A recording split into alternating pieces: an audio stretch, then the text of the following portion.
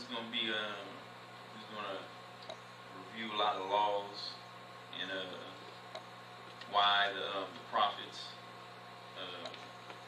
they read the law to Israel. We'll touch on that a little bit, and then the rest of it is going to be reading of the law. So we're going to have today. So if anybody forgot something, you know, man, I like that. We're doing really the priestly duties, ain't you? Gonna put it on your spirit. You know, you're gonna be fresh on your mind. So, all right. So we're gonna start in why the reading of the law. Touch on some of these. We start in Deuteronomy chapter 30, 10 to 16.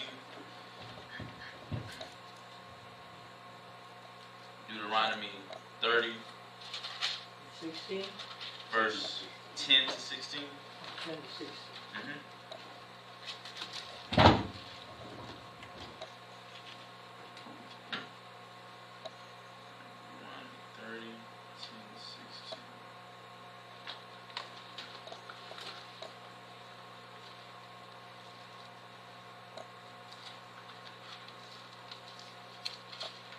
Deuteronomy chapter 30, 10 to 16. If thou shalt hearken unto the voice of Yah, to keep his commandments and his statutes, which are written in this book of the law, and if thou turn unto Yah with all thine heart and with all thine soul, for this commandment which I command thee this day is not hidden from thee, neither is it afar off. Meaning, like, it's no, you're inexcusable right here. And everybody know what's going on. It is not in heaven that thou shouldest say, who shall go up for us to heaven and bring it unto us? That, you know, Israel, you know, they always trying to get out of keeping laws. You know what I'm saying? They looking for all type of excuses. Nah, Brother Moses, he took that one with him. We got to bring it back down, you know. Neither, that's Israel for you, man. And bring it unto us that we may hear it and do it. Neither is it beyond the sea that thou shouldest say, who shall go over the sea for us and bring it unto us that we may hear it and do it. Because we be like, we'll do it as long as you didn't tell us, man. We would have did it, man, if you just told us, man. You know what I'm saying? You know, I didn't mean to sacrifice these guys. I didn't know, man. You know, it's your fault, not mine. That's Israel for you, man. That's Israel for you. I always look for an excuse out of doing something right. That's us. You know what I'm saying? The P to a T, boy. To a T. Oh, man, if I only would have known. You're a liar. But the word is very nigh unto thee, in thy mouth and in thine heart, that thou mayest do it. See, I have set before thee this day life and good, and death and evil, in that I commanded thee this day to love Yah, to walk in his ways, and to keep his commandments, and his statutes, and his judgments, that thou mayest live and multiply. And Yah shall bless thee in the land whither thou goest to possess it. So, you know, these are why, you know, you read the law to keep it fresh on people's memory, you know what I'm saying? Because a lot of people, oh man, I didn't know that. You always reinforce it. Well, you know, we talked about it here. We talked about it last week. We did this. You know, always refreshing on it. Now we're going to go to Deuteronomy 31, 11 and 6. Deuteronomy chapter 31, verse 11, verse 26. Verse 11. When all Israels come to appear before Yah in the place which he shall choose, thou shalt read this law before all Israel in their hearing. So like on the feast days too, you know what I'm saying? When you came there, it was a refresher, you know, just putting it on your memory again. Verse 26.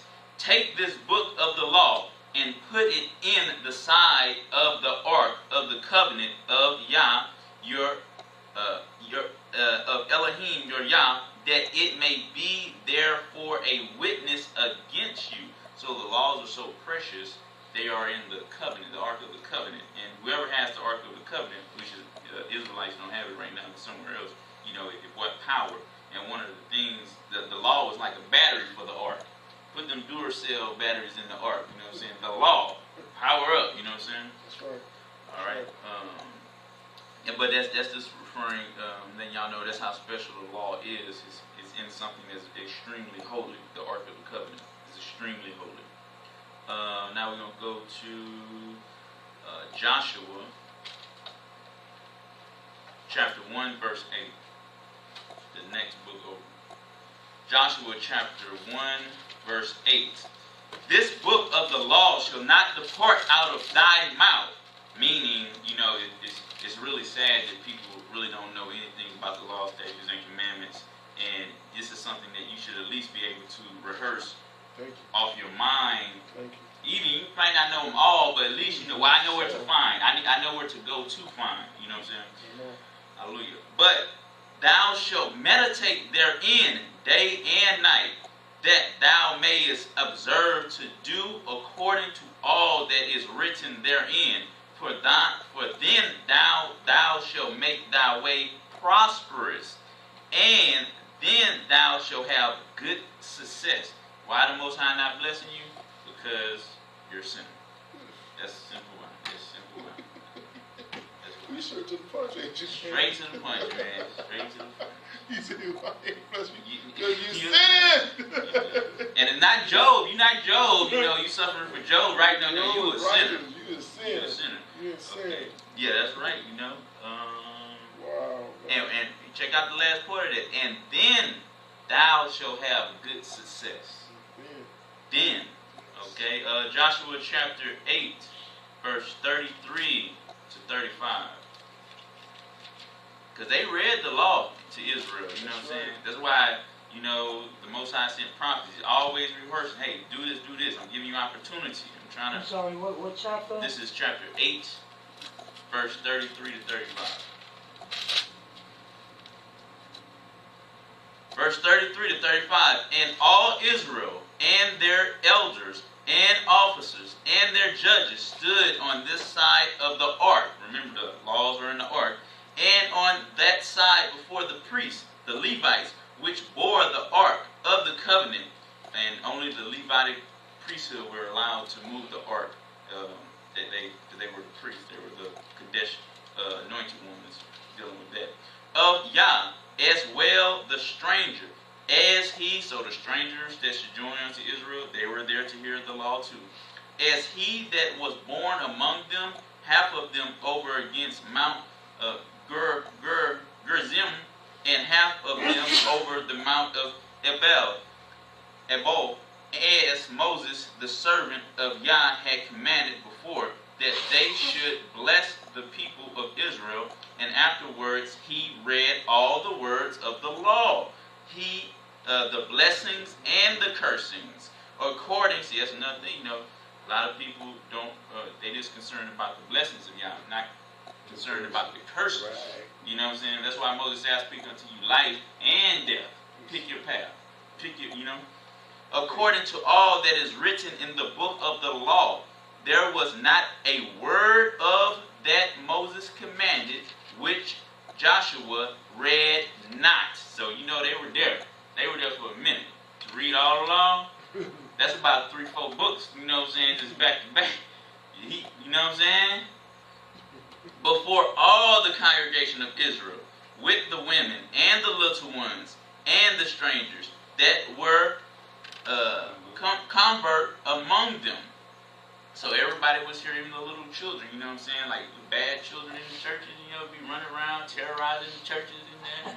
They bad children in the church. I've seen a lot of them doing all types of stuff. They were even little children, even it was even on their minds, you know what I'm saying? They weren't around being bad. Of course not. You know, they be up in there. What a rod is.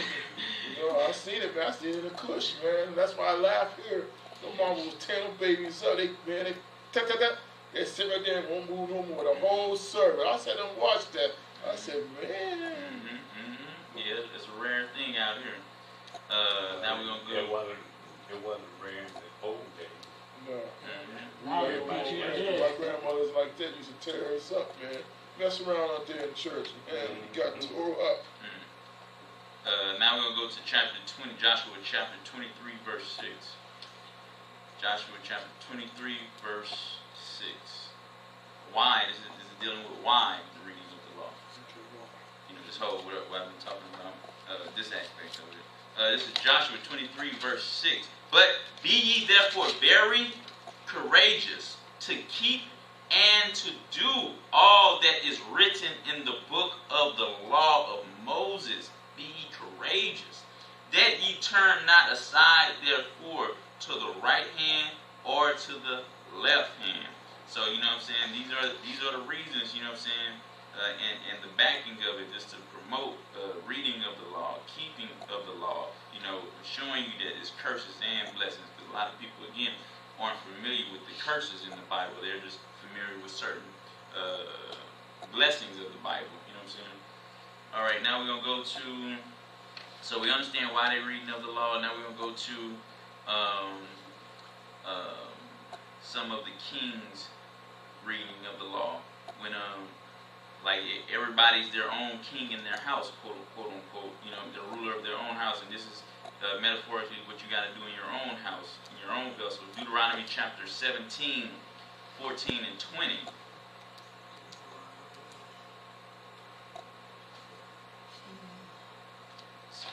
Deuteronomy 17, 14 to 20.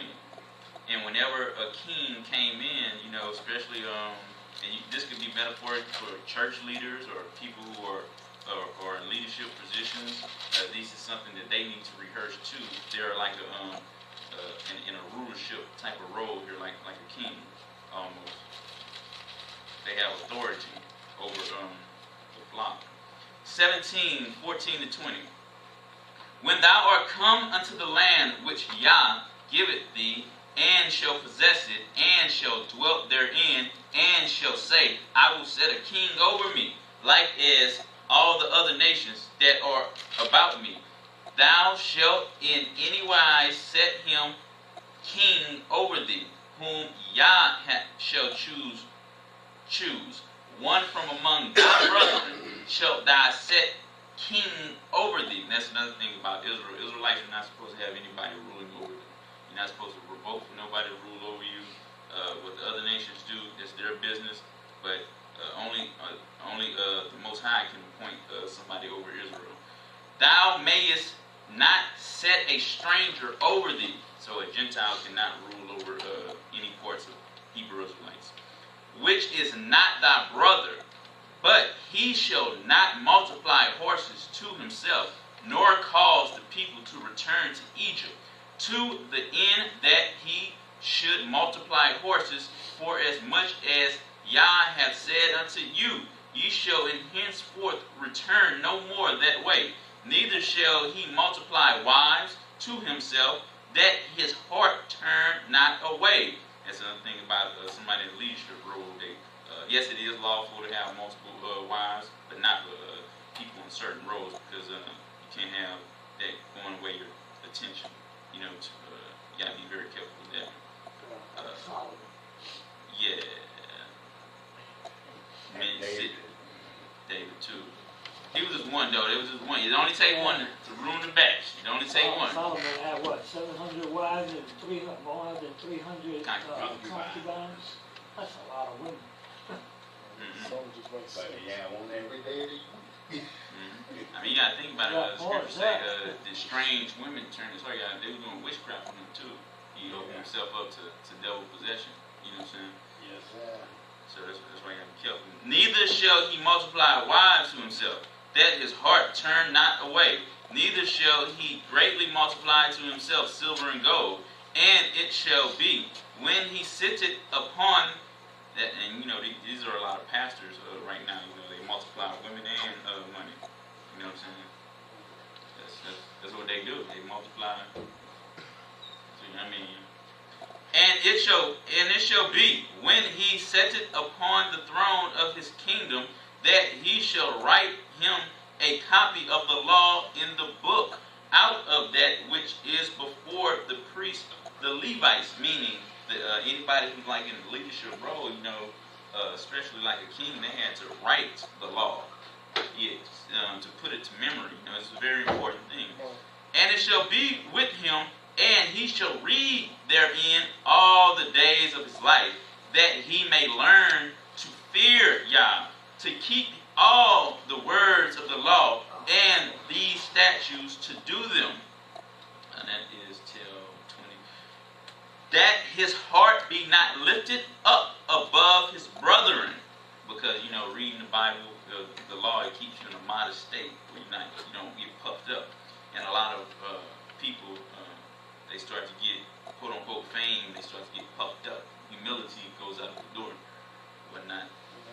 And that he turn not aside from the commandment to the right hand or the left, to the end that he may prolong his days in his kingdom, he and his children in the midst of Israel. Okay, and that goes for us too, you know, in your own dominion, where you work in, you know, rule over, you know, too. Now we'll go to the reading, the example of the reading of the law, and then we're just going to go to reading of the laws after that. Nehemiah chapter 8. Nehemiah chapter 8.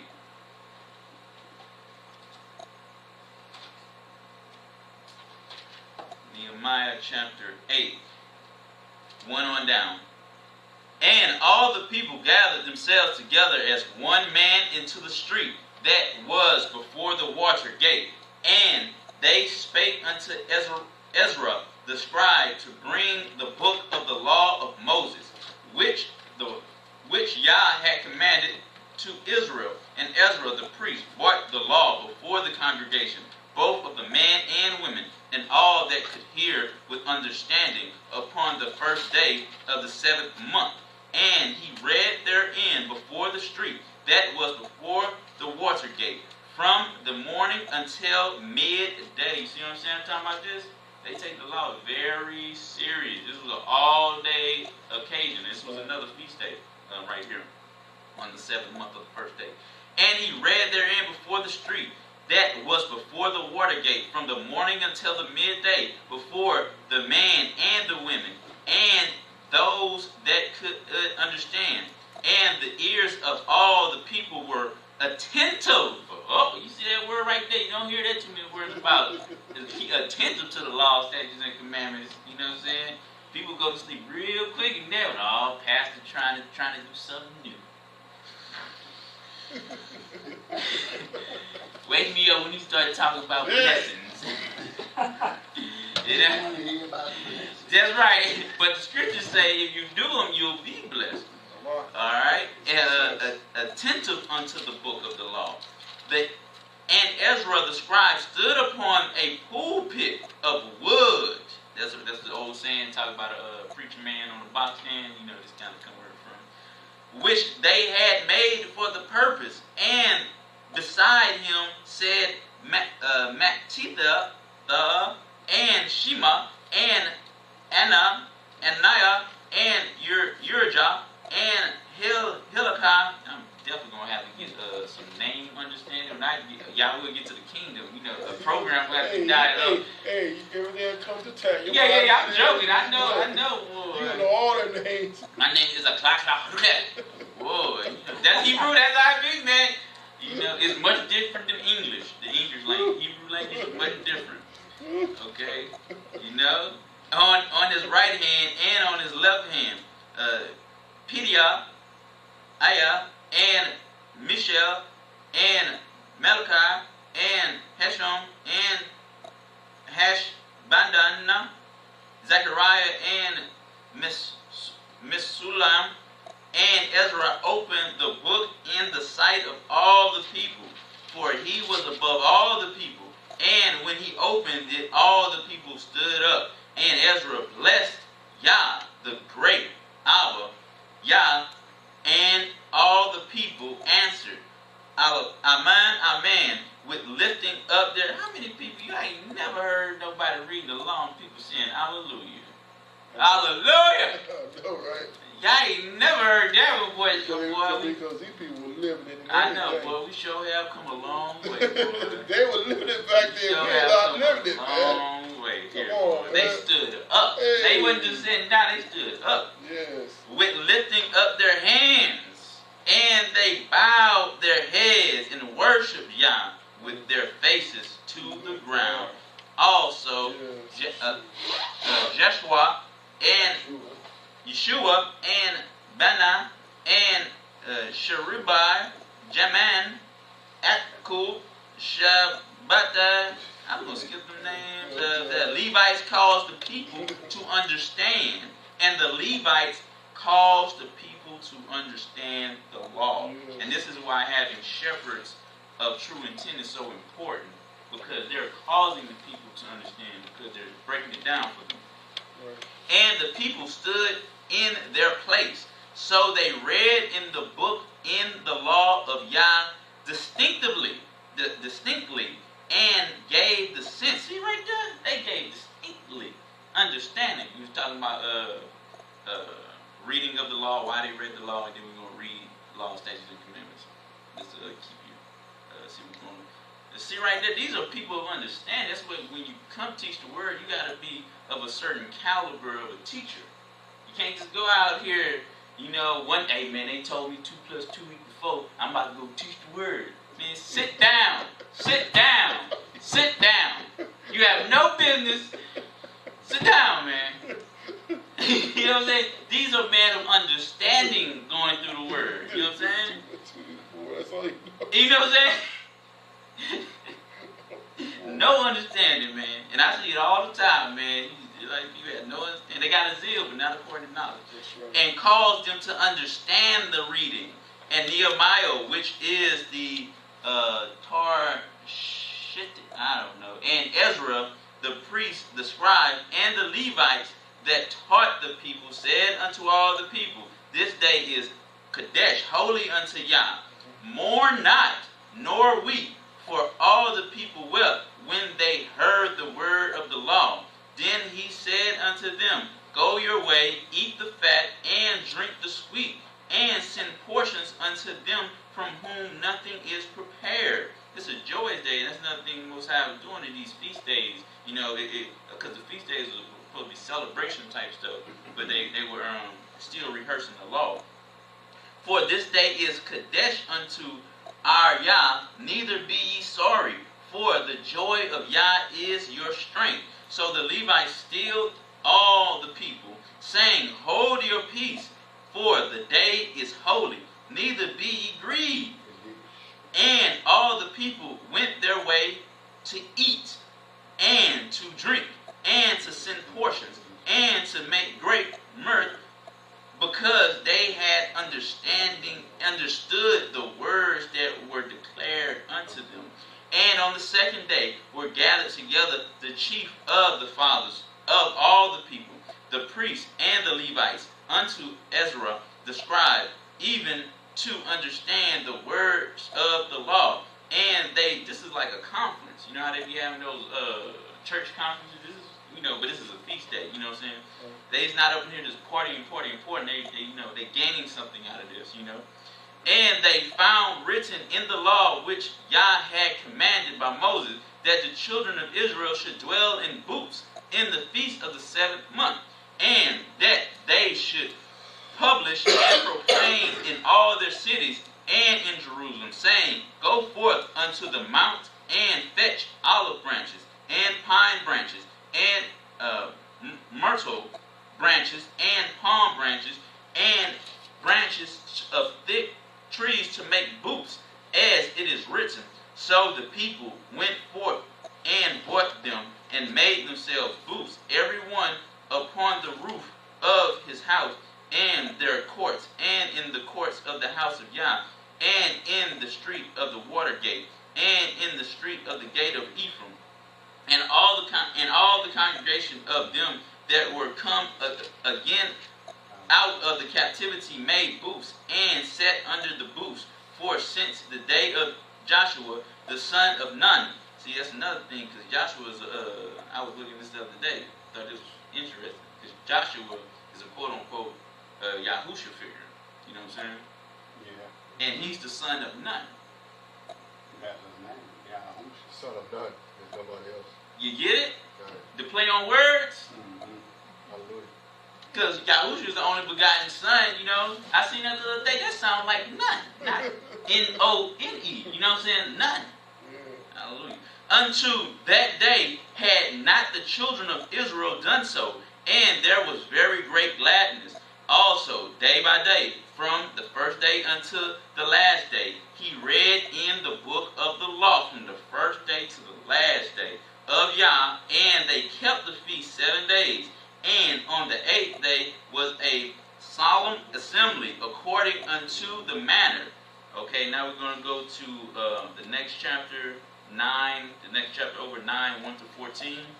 And then that's when we're going to go reading of the laws. So I'm just giving y'all a background of why they was reading the laws, why it's important, why, you know, and it's joyous too. It wasn't no grievous thing. Because again, you read Nehemiah chapter 9, verse 1 to 14. You know, nowadays, people hate the law, man. You talk about laws, like vampire, like garlic to a vampire. I don't want to hear that. And that's the trick that Satan has done. You know what I'm saying? Satan has made the law disgusting to the average believer. You know what I'm saying? Now, chapter 9, 1 to 14. Now, in the 20th and 4th day of this month, the children of Israel was assembled with fasting and with sackcloth and earth upon them. And the seed of Israel separated themselves from all strangers, and said and stood and confessed their sins and the iniquity of their fathers. And they stood up in their place and read the book of the law. See, I just continuous stand. This is a feast day of Yah, their Elohim, at 1/4 part of the day. So for 1/4 part of the day, you know, what there in 24 hours there would be 8 hours. You know, there would be 24 hours.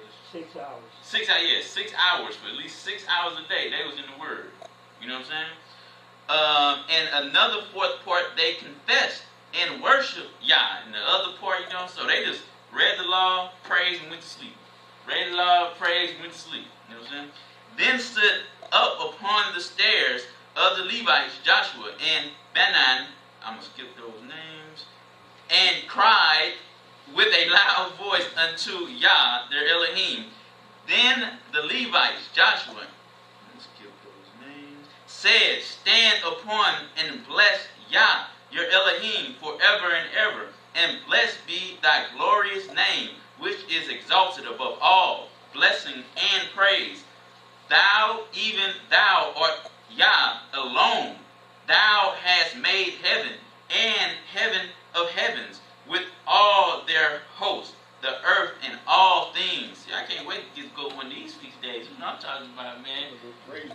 Well, they was eating fat of the thing. They was chilling too. Could take the drink, praise. It was all around. You know what I'm saying? Like, it was a fun time. And that are therein, the seas and all that is therein. And thou preservest them all, and the host of heaven worship thee. Thou art Yah, who didst choose Abraham, and broughtest him forth out of Ur of Chaldeans, and givest him the name of Abraham, and findest his heart faithful before thee, and madest a covenant with him to give the land unto the Canaanites, the Hittites, and the Amorites, and the Perizzites, and the Jebusites, and the Gerasites, to give it, I say, to his seed. So this is the Hebrew Israelites promise, you know, got land, you know what I'm saying, all that. And has, so y'all shouldn't definitely be having no children with these people, because they got a vendetta. And has profaned thy word, performed thy words, for thou art righteous, and didst see the affliction of our fathers in Egypt, and heardest their cry by the Red Sea, and showest signs and wonders upon Pharaoh,